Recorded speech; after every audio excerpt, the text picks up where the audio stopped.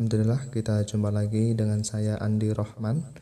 Oke, pada kesempatan kali ini kita akan melanjutkan materi kita, yakni kita akan membahas tentang perubahan-perubahan suatu akhir kata ya. Nah, kita akan membahas namanya i'rab. Perlu diketahui teman-teman, yang namanya i'rab itu layaknya tenses dalam bahasa Inggris. Jadi kita wajib hafal ya untuk mengetahui alamat-alamat dan tanda-tanda i'rab itu sendiri. Oke, sebelum kita lanjut ke sebuah contoh, alangkah baiknya kita definisikan dulu. Jadi yang namanya i'rab itu adalah huwa taghyiru awahiril kalimi bikhtilafil awamili ad-dahilati 'alaiha lafdan aw takdiran. Jadi yang dinamakan i'rab secara definisinya adalah perubahan akhir kata dengan perbedaan amil yang masuk padanya baik secara lafzi atau takdiri. Jadi ada sebuah kata nanti bisa dibaca u, i, a, itu nanti tergantung amil yang menuntutnya. Oke, untuk kita lebih mudahnya langsung kita kasih contoh. Jadi tadi disebutkan bahwasanya perubahan kata itu ada yang secara lafal. Contohnya misal zaitun qaimun. Nah, zaitun qaimun di sini adalah sebuah jumlah. Berhubung jumlahnya di situ terdiri dari mubtada yang berupa zaitun, qaimun itu menjadi khobarnya, maka dinamakan jumlah ismiyah. Nah, qaimun bisa dibaca dhammah ya, qaimun itu karena dia posisinya menjadi khobar. Nah, qaimun tidak mungkin bisa dibaca on tanpa ada penyebabnya. Yakni dalam kasus ini penyebab yang menjadikan qaimun dibaca dhammah adalah lafal zaitun. Karena zaitun di situ menjadi mubtada.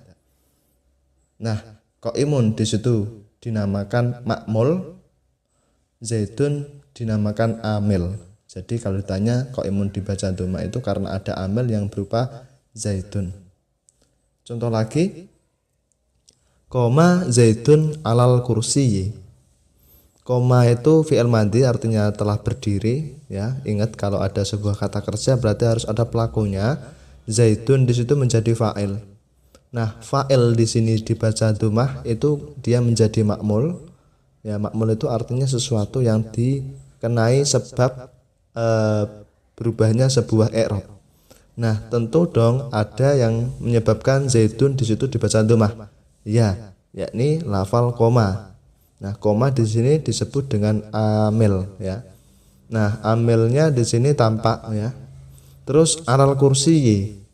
Ada al kursiyi di sini dibaca kasroh karena dia menjadi makmul, yang menyebabkan adalah huruf jar yang berupa ala. Yang sudah kita bahas bahwasanya setiap huruf jar nanti dia akan mengejarkan lafal setelahnya.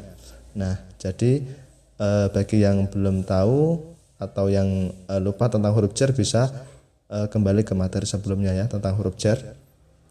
Jadi saya ulangi, al-kursi dia majrur dibaca kasroh karena ada huruf jar ala.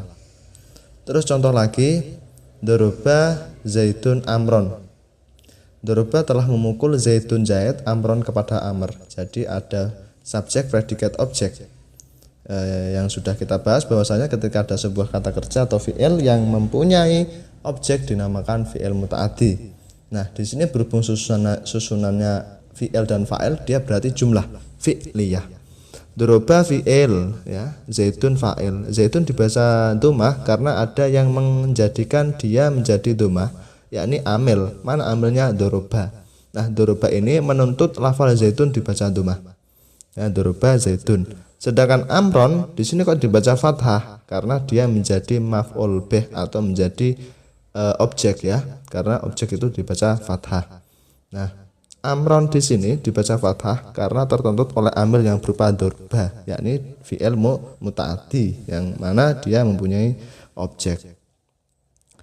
Itu yang nampak ya. Jadi perubahan kata dari qaimun, terus zaitun, alal kursiyi, terus amron itu nampak. Adapun yang tidak nampak artinya takdiri. Contohnya misal ada nama seseorang yang namanya Mustafa. Telah datang Mustafa. Ja'a Mustafa. Nah, bahwa kita telah tahu kalau fa'il atau subjek dia dibaca dhammah, salah satunya Nah, di sini dibaca Mustafa, tetap dibaca fathah karena dia perubahannya hanya diperkirakan saja. Contoh lagi misal doroba Mustafa Isa. Mustafa telah